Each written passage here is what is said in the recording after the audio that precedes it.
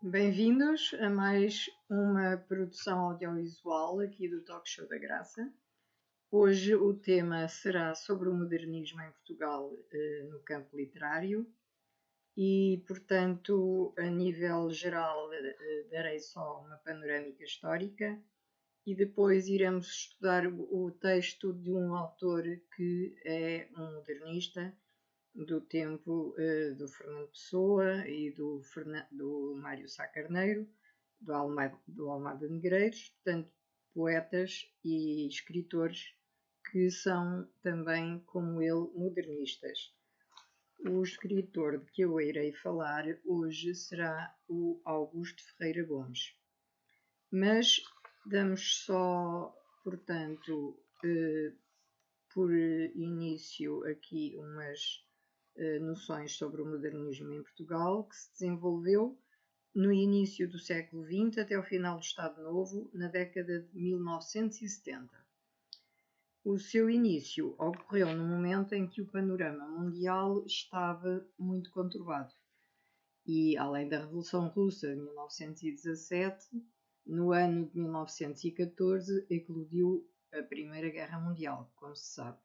Em Portugal este período foi difícil porque com a guerra estavam em jogo as colónias, ou as províncias ultramarinas, como se passaram a designar a partir de 1960, que eram cobiçadas por grandes potências desde o final do século XIX e, portanto, além disto, foi também neste período que foi eleito o primeiro Presidente da República, em 1911. Toda esta digamos que situação dá aqui uma marcação para o início do modernismo, e o marco inicial do modernismo português foi a publicação da revista Orfeu, em 1915. Orfeu escrito com PH. Portanto, influenciada pelas correntes estéticas europeias, como o futurismo, o expressionismo, entre outras, e que reuniu então escritores como Fernando Pessoa, Mário Sá Carneiro e Almada Negreiros, entre outros. A sociedade portuguesa vivia, portanto, uma situação de crise aguda e desagregação de valores, e os modernistas portugueses respondem a esse momento, deixando atrás o acanhado meio cultural português, entregando-se à vertigem das sensações da vida moderna, da velocidade, da técnica, das máquinas, que era apanágio, aliás, dos italianos. Era preciso esquecer o passado e comprometer-se com a nova realidade e interpretá-la, cada um a seu modo. E foi assim que aconteceu.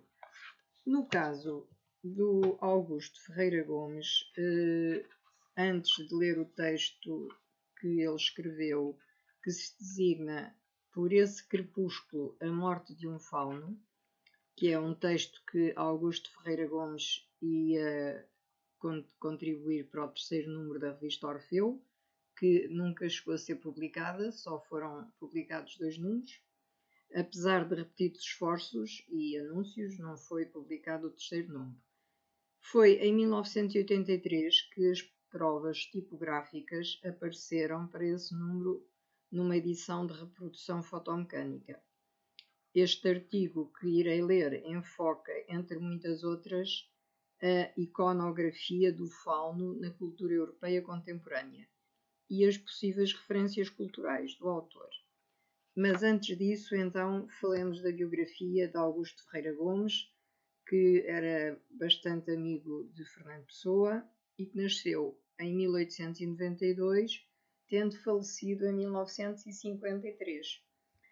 Ele era jornalista, poeta e ficcionista. Foi um íntimo amigo de Fernando Pessoa, como eu já referi, e seu sócio, juntamente com Geraldo Coelho de Jesus, num ou mais escritórios de comissões e consignações entre 1917 e 1926, pelo menos. Podemos, de certo, considerá-lo também um seu discípulo. O seu livro de poemas Quinto Império, que data de 1934, com o prefácio de Fernando Pessoa, traz à memória os versos de Mensagem, e, inevitavelmente, também a profecia que o seu autor recriou. O prefácio serve inclusive como explanação do próprio conceito de Quinto Império, distinguindo Pessoa duas ordens de profecias que entre si se completam, umas que têm em si uma grande luz e são o fio do labirinto, outras que têm em si uma grande treva e são o mesmo labirinto. É neste último grupo que inclui as profecias contidas no livro de Ferreira Gomes, que em 1941 voltará ao tema com No Claro Escuro das Profecias, livro dedicado à memória do astrólogo Fernando Pessoa. Também já em 1921, um outro livro de poemas, processional, fora oferecido e dedicado a amigos especiais como Campos, o poeta-engenheiro, Pessoa, Geraldo Jesus, Mário Sá, o Tagore, o ocultista hindu. O gosto pelo mistério e pelos estudos esotéricos é, sem dúvida, um dos elos da forte relação que une os dois amigos. Cite-se, por exemplo, o conhecido caso da Boca do Inferno e o pseudo-suicídio de Aleister Crowley, no qual Pessoa e Ferreira Gomes intervêm ativamente. Ferreira Gomes pensava, ou constatava à época, e estava em 1930 ligado ao Diário de Notícias, onde sai a notícia em 27 de setembro e é também da sua autoria a extensa reportagem sobre o assunto do Notícias Ilustrado. Duas cartas de Ferreira Gomes para Pessoa, quando aquele se encontra em Paris, comprovam o conluio dos dois com o próprio Crowley. Esta mesma cumplicidade se deixa perceber alguns anos antes, numa altura em que Ferreira Gomes dirige a secção A Cidade das Letras, as Artes, no jornal A Informação, e Pessoa, com a assinatura de Álvaro de Campos, envia uma resposta a um inquérito literário promovido pelo jornal. A carta é aí publicada em 17 de setembro de 1926, mas antecedida de uma outra, que, entrando no jogo, Ferreira Gomes dirige por sua vez a Álvaro de Campos. É também a Ferreira Gomes que Pessoa ou deve, em grande medida, o ter conseguido publicar a sua mensagem, com vista ao concurso do SPN, em 1934. E a familiaridade entre os dois pode ser ainda atestada por um postal de Marcelo Ferreira Gomes, sua esposa, no qual intitula o amigo Pessoa de Mon cher Mag Rouge, aludindo também aos serões passados a três. Ferreira Gomes contribuirá já em 28 de 8 de 1950 com uma longa entrevista concedida ao Diário da Manhã para desfazer alguns equívocos sobre a biografia do poeta, que a obra de Gaspar Simões, na mesma ocasião, pusera a circular. Ferreira Gomes é ainda autor de um livro de contos, Múmia Assassina, a que Sá Carneiro se refere como uma interessante mixórdia, que vale apenas pelas influências interseccionistas que denota. Isto vem expresso numa carta deste nosso poeta Sá Carneiro, de 22 de 2 de 1916. E dirigiu com o nome de Augusto de São Boaventura a revista Fama, que data de 1932 e durou até o ano seguinte.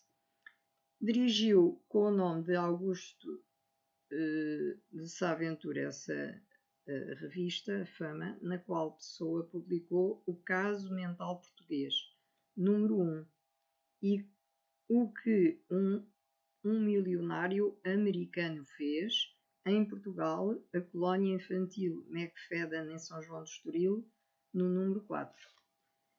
E, portanto, sobre este nosso escritor Augusto Ferreira Gomes, que é um modernista, é tudo o que se pode dizer mais sintético a nível biográfico.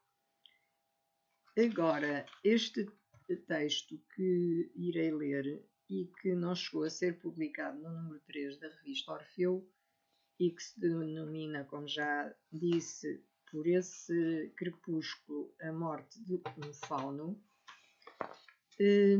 é um pouquinho longo e, portanto, vamos ler com calma a descrição de um friso à lamachile de ouro, encontrado nas ruínas da casa de Caio Cyrus, em Pompeia.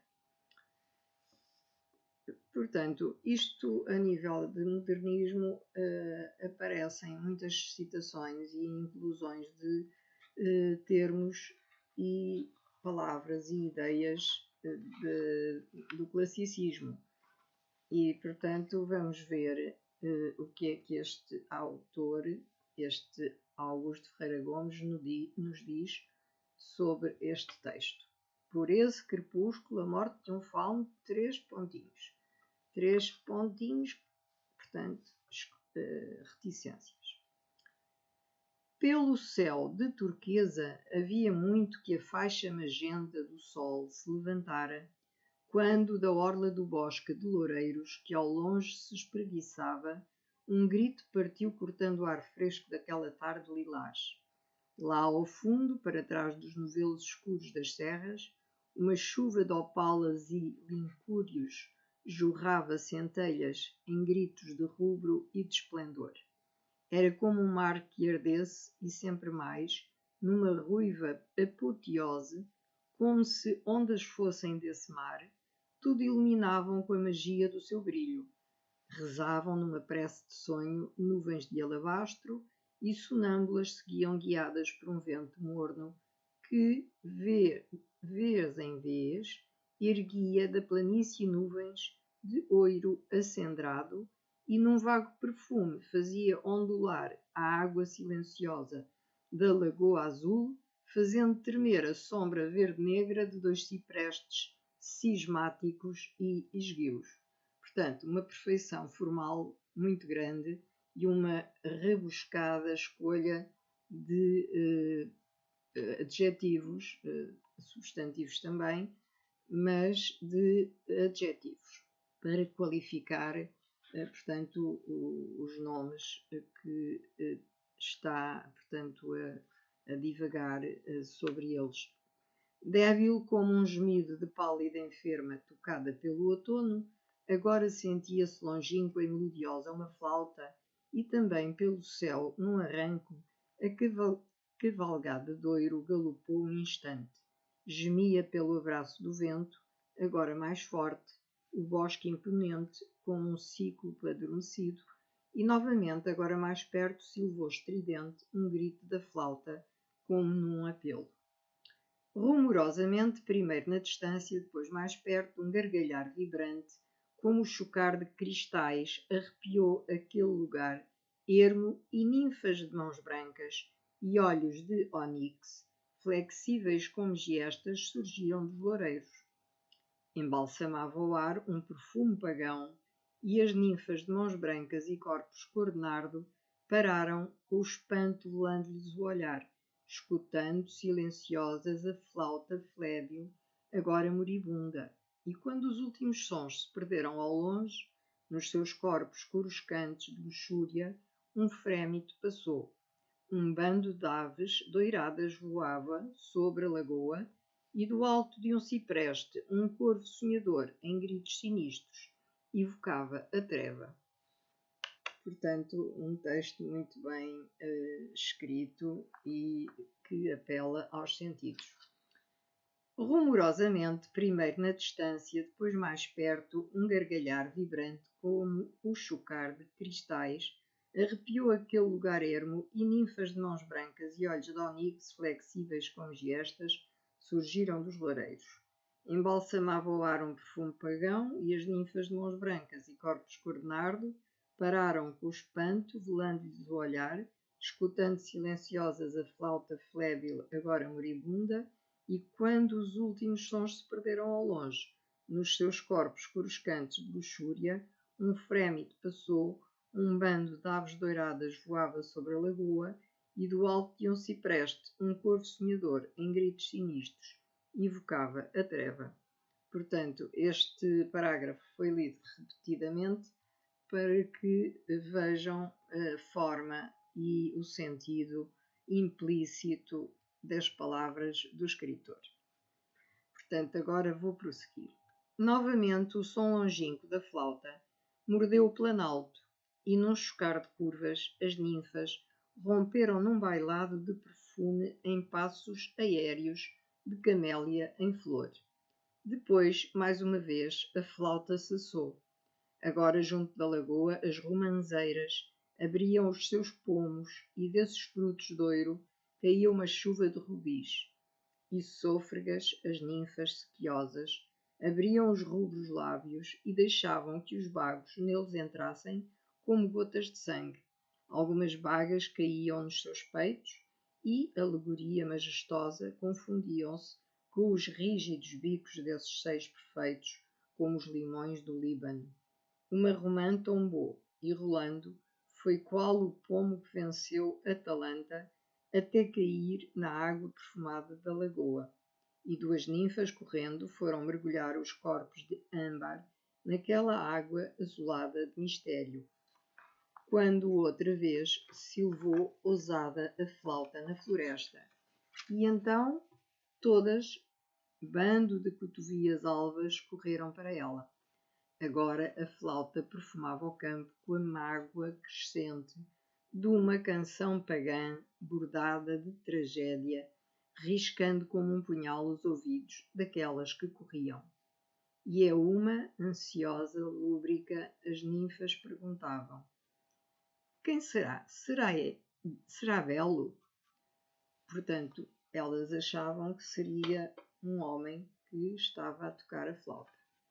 E todas, corpos emaranhados na corrida, seguiam de seios oscilantes e olhos de safira lapidada. Olhai, é o velho fauno, disse a mais linda, e aqui à frente ia. Pobre fauno, é a demência da dor que tão triste assim o faz. O fauno olhou a ninfa e nos seus olhos de topázio, num relâmpago, perpassou toda a tragédia daquela alma apunhalada. Lembrou-se do passado, reviu as tardes de ouro em que as perseguia, recordou-se do acre perfume dos seus leitos de feno e de papoilas, sorveu o hálito daquelas que possuíra, um hálito morno, hálito de quem mastiga violetas, e nos olhos de topázio do velho fauno um diamante brotou.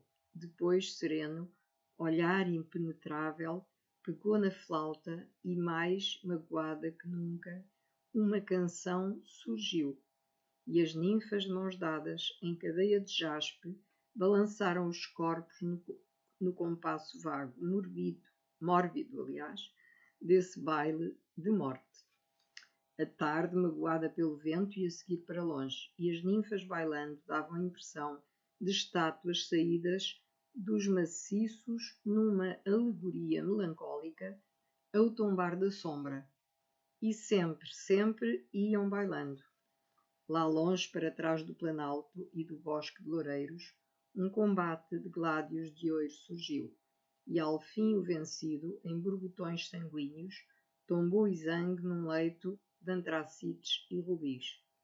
Também o fauno pendera à velha fronte, fugira com o sol a sua alma de tragédia, e as ninfas ainda bailavam. Os últimos tons de sangue do vencido, coando-se pelos loureiros, aureolavam a cabeça do velho fauno morto e punham baixos relevos de madrepérola nos corpos nus das ninfas que iluminavam a clareira. Um último soluço e vencera a treva. Do alto do cipreste o corvo fatídico saudou-a. As ninfas ainda bailavam.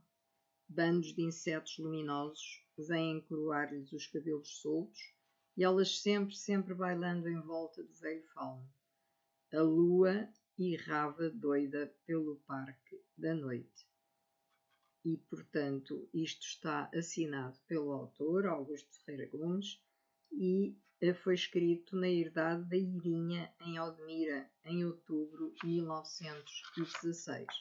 Portanto, estas características são modernistas, as que ele aplica no texto, e esta Portanto, esta apologia ao fauno é uma forma de linguagem iconográfica, porque a iconografia, portanto, a imagem escrita é uma forma de linguagem visual que usa imagens para representar algum tema.